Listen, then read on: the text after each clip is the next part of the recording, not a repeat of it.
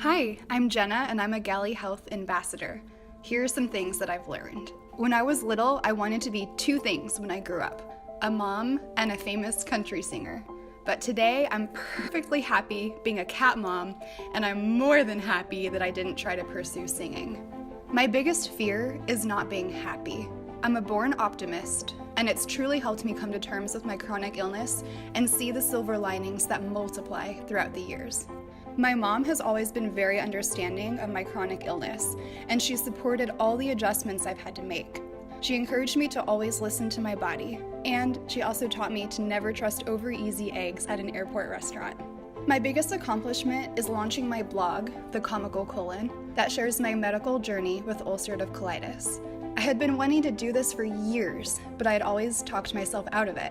I was skeptical that my words would actually help anyone, and I was scared of putting my story out there for the world to read. But I overcame these fears, and blogging has helped me come to terms with my own chronic illness journey.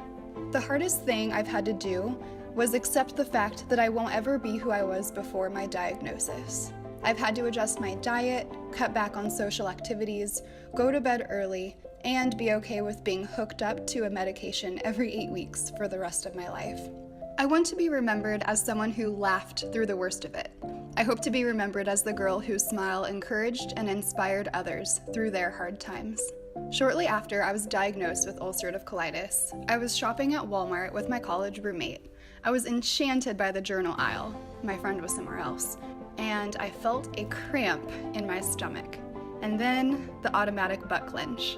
I began to sweat, and I quickly waddled to the bathroom, but I didn't make it on time. Yeah, I sharted in my yoga pants. So then I just sprinted to the bathroom and texted my friend to buy the first underwear and pants she could find.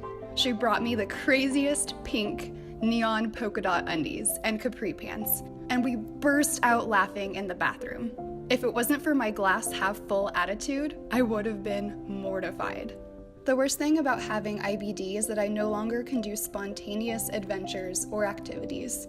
My personal treatment plan prioritizes sleep and self-care, and spontaneous activities can cut into those. I need scheduled time to regather my spoons.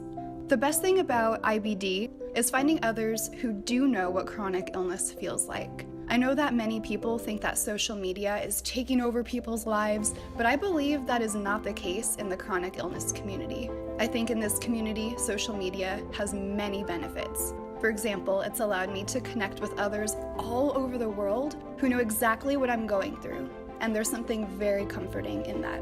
The absolute happiest moment in my life was when my husband asked me to marry him.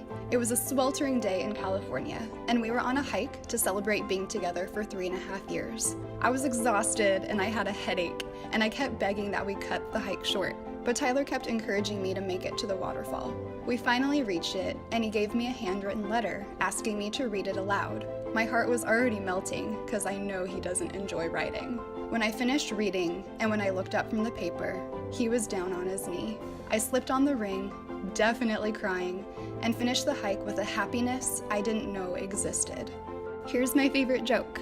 What's brown and sticky? A stick.